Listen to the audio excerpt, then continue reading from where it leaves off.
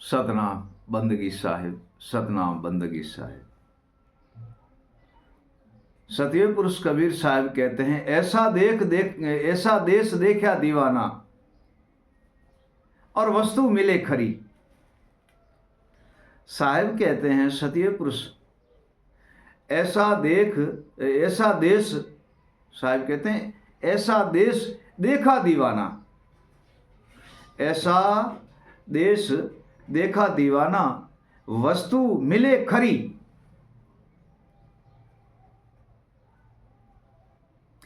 गेह लीजे गुरु ज्ञान विवेक को,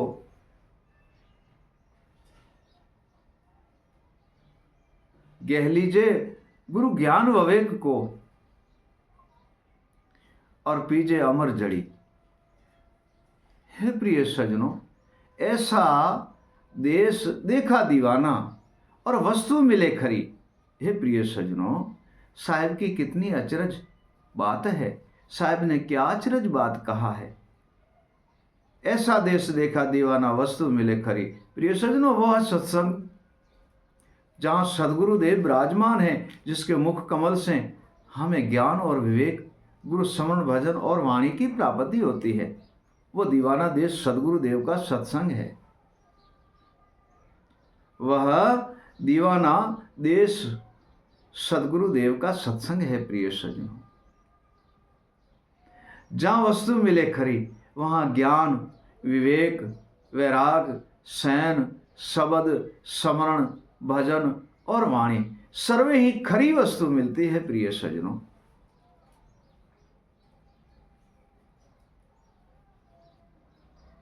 और उसी जड़ी को पीने से घट घट रोम रोम में प्रकाश हो जाता है। साहब कहते हैं वह देश सदगुरुदेव की सत्संग है, जहाँ हमारे सदगुरु विराजमान हैं सत्संग में और अपने मुख कमल से जगत को बोध और उपदेश कर रहे हैं और ज्ञान और विवेक के द्वारा समझा रहे हैं। जहाँ सदगुरुदेव सत्संग में बैठा, उसी सत्संग का ही तो नाम है दीवाना देश, उसी सत्संग का नाम है।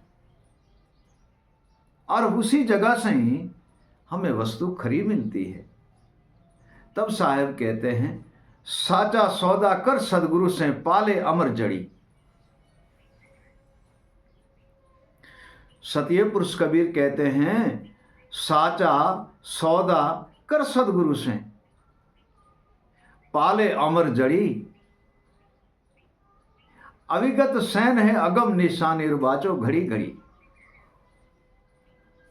प्रिय सज्जनों, अमर जड़ी जो है वह हमें सदगुरुदेव के सत्संग में प्राप्त होती है, सदगुरुदेव से प्राप्त होती है। अमर जड़ी वह अमर है ज्ञान, सैन, शब्द और सदगुरुदेव का विवेक। ये अजर है, अमर है, अखंड है। ये ज्ञान जड़ी जो है, साहब ये बात उसके लिए कहा है कि जो सदगुरु के ज्ञान और विवेक में सदा लीन रहते हैं।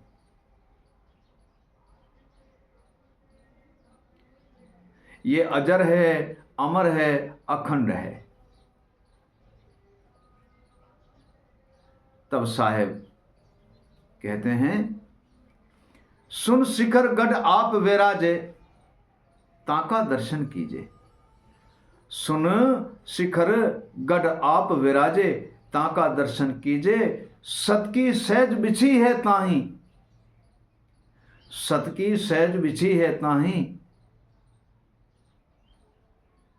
अनहद अविगत बूझे। हे प्रिय सज्जनों, संसार में हम रहते हैं तो भी सत का बल सबसे अति उत्तम है, अपर बल है। सत जैसा जगत में और कोई बल नहीं है। भक्ति के अंदर ये सत ही काम आता है। और जितने भी साहिब पद बनाए हैं, इसी सर्वे पदों के ऊपर पारख पद जो साहिब अपना बनाया है, उसी पद को पाने के लिए भी सत की ही जरूरत है।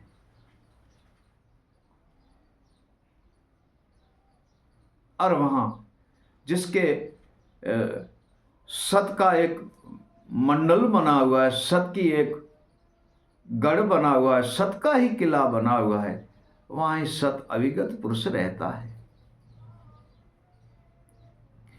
प्रिय सज्जनों, वहां ही सत अविगत पुरुष रहता है और उसकी सत पे ही चलना, साहब कहते हैं सत पे चलना, सत पे रहना, सत में ही उठ जाना। सत पे रहना, सत पे सोना, सत पे ही उठ जाना, सत ये सब कुछ अविगत है, कोई कोई बिरले जाना। ये प्रिय सज्जनों, सत कहीं दूर नहीं है, आपके पास है। बुद्धि और भ्रम, अहंकार और अभिमान, लोभ और मोह और दुविधा और भ्रम अहंकार से मुक्त हो जाओ, सत की प्राप्ति है।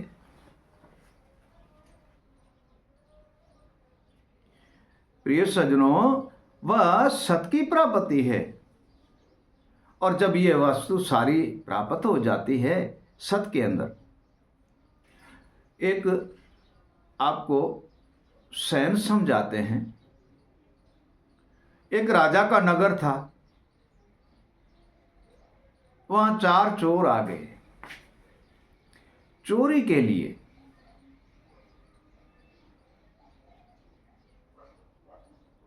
इन्होंने राजा के महल से धन उठाया और राजा को पता चल गया। राजा ने तत्काल आदेश किया, अपने सिपाहियों से और फौज से कहा, आप जाएं और तत्काल इनको पकड़ कर लाओ। सारे नगर में घूमते घूमते घूमते घूमते वह चोर किसी ऐसी जगह पे जाकर के छुपे थे जहां पे उन्होंने ढूंढ लिया। उन्हीं चोरों चारों को ही ढूंढ लिया और राजसर के फौज और सिपाही उनको पकड़ करके राजा के पास ले आया और एक कोठी थी, कमरा था, उनमें बिठा दिया। सिपाहियों ने वजीर को बोला और वजीर राजा से जाकर कहने लगे, हे राजेश्वर, आपकी आज्ञा हो तो चारों चोर सिपाहियों ने पकड़ लिया है, हम लाएं। राजेश्वर उसी नगरी का बड़ा ही ज्ञानी और समझू था। राजेश्वर उसी नगरी का बड़ा ही ज्ञानी, समझू और बुद्धिमान था। राजा ने कहा, चारों को साथ मत लाना, एक एक को लाना।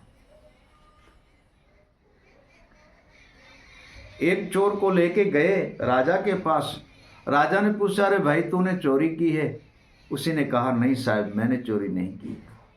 और पकड़े तो साबुती से गए थे और सारी वस्तु राजा की उनके पास थी, तथा फिर भी उसने झूठ बोला। कहा, राजेश्वर, मैंने चोरी नहीं की। राजा ने कहा, जाओ इसको जहां से लाए हो उसी कमरे में छोड़ दो, दूसरे को लेके आओ। दूसरे को लाया। उसी ने कहा, अरे भाई, उसको कहा राजेश्वर ने, भाई आपने चोरी की? तो उसी चोर ने कहा, हमने राजा आपके हवेली के पास से भी हम नहीं आए तो चोरी हम कैसे करेंगे? हम तो इसी नगर में ही नहीं थे। राजा ने बोला, अरे भाई, इसको भी जाओ उसी जगह पे छोड़ के आओ और तीसरे को लाओ। तीसरे को लाए और उससे राजा ने पूछा, अरे भाई, आपने चोरी क्यों की और क्यों की चोरी आपने, किस कारण की?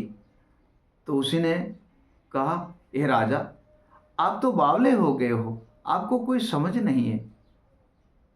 हम तो यहाँ आपके नगर में घूमते घूमते आए और हमें क्या पता आप राजेश्वर ऐसे हो, और आपने सिपाही भेजकर और हमें कोठी में वो बंद करवा दिया। राजा, हमने चोरी वोरी नहीं की है। राजेश्वर ने कहा, जाओ इसको उसी कमरे में छोड़ के, और जो चौथा है, इन तीनों को वहां छोड़ दो और जो चौथा है उसको लेके आओ। जब चौथे को सिपाही लेकर के और वजीर लेकर के राजा के पास गए, तब राजा ने कहा, अरे भाई, आपने चोरी क्यों की? तो वह चोर हंसने लगा। वह चोर हंसने लगा। राजेश्वर ने पूछा, आपने? चोरी क्यों की? तो वह फिर हंसने लगा। राजा ने कहा, मैं कुछ पूछ रहा हूं और आप हंसते ही जा रहे हो, क्यों की चोरी? तब हंस करके बोले, राजेश्वर आप क्या पूछना चाहते हो? कि मैंने कहा आपने चोरी क्यों की? कि राजा आपने देखी, मुझे पहचाना? तो राजा ने कहा, मैंने नहीं पहचाना। कि आपके रानी से पूछो, रानी ने पहचाना? कि नहीं। जिस समय हमने चोरी की उसी समय किसी ने हमें पहचाना नहीं, तो आप कैसे कह सकते हो कि आप चोर हो? इसकी साबिती आपके पास क्या है? राजा अचरज में पड़ गया। जब राजा ने कहा, भाई, क्योंकि राजा तो दयालु था, राजा ने कहा आपने नहीं की चोरी, तो इनको लेके जाओ और उन तीनों को और उनके साथ छोड़ दो। तब हंसकर बोले, हे राजेश्वर, आप बड़े ही दयालु और कृपालु हो, आप समझते नहीं हो, और समझते हुए या तो आप समझते नहीं, समझते हो तो जानबूझकर कर रहे हो। तब राजा ने पूछा, भाई चोर आप ही बताओ। कि राजेश्वर चोर मैं हूं, मैंने चोरी की है। वो तीनों, वह भी चोर है और मैं भी चोर हूं। 7 लालें 1 हीरा हमने चुराया है आपका। 7 लालें 1 हीरा चुराया है आपका। राजेश्वर ने पूछा, इतना धन, फिर आपने सच क्यों बोला? हे राजेश्वर, आपसे हम झूठ बोल सकते हैं, आपकी प्रजा से झूठ बोल सकते हैं, आपके सिपाहियों से मैं झूठ बोल सकता हूं, लेकिन परमात्मा देख रहा है, उनसे तो मैं झूठ नहीं बोलूंगा, कभी ना कभी तो वहां पकड़े जाएंगे। तो राजा ने पूछा, इतना ज्ञानी होकर फिर चोरी की क्यों की? राजेश्वर, कमाने के लिए जाते थे तो कोई काम नहीं देता था, किसके नगर के पास से जाते थे तो वो कहता था यह चोर है। ऐसे करते करते हम भी भूखे मर रहे थे और हमारे बाल बच्चे भी भूखे मरते थे। इसी कारण राजा आपकी हवेली में आकर के हमने, महलात में आकर के हमने चोरी की। आप गांव के मालिक हो और राजा पिता के समान होता है और प्रजा पुत्र के समान होती है। आप पिता समझकर, बेटा समझकर आप पिता हैं, हमें क्षमा करो, तो आपकी उदारता है, धन्य है आपको, और कैद में डाल दोगे, जेल दोगे तो भी आपकी मर्जी है, और सत है वो तो सत है। तब राजा ने हंसकर कहा, भाई उन तीनों को लाओ, इन तीनों को 6-6 महीने की सजा दे दो। तब उसी ने, फिर चोर ने, चौथे ने कहा, हे दयालु, मैं एक बाल बच्चे के साथ भूखे मरता था तो इन्होंने मुझे साथ लिया, आज आप छोड़ रहे हो तो मुझे भी इनके साथ ही छोड़ दो, तो ये अच्छा रहेगा। राजा ने बोला, भाई आपने तो सच बोला है कि दयालु, मैं भी तो उनका साथी हूं, मैंने सच बोला तो इन तीनों को छोड़ दो। तब उन तीनों को बुलाया और कहा, भाई आपके मित्र बड़े ही ज्ञानी हैं, आपने झूठ बोला तथा इसी ने झूठ नहीं बोला। 1-1 हीरा 1.25 लाख का आप चारों को है, ये आप अपने पास रखो और मेरी राजधानी में आकर के और आप अपनी कबीरी कर कर खा सकते हो। हे प्रिय सज्जनों, ठीक ऐसे साची वस्तु सदगुरु से मिलती है, साची वस्तु सदगुरु से मिलती है, और मन ऐसा घिरा हुआ है काम क्रोध मद लोभ मोह में, ऐसे अंधारी कोठी में बैठा हुआ है, जिसमें गुरु के ज्ञान में चेतन होकर के और मन सिद्ध रास्ते पे चलता है, तो मन बुद्धि जीव और आत्मा सुरता ये सर्वे ही जागृत हो जाते हैं और बंधन से मुक्त हो जाते हैं। एक मन,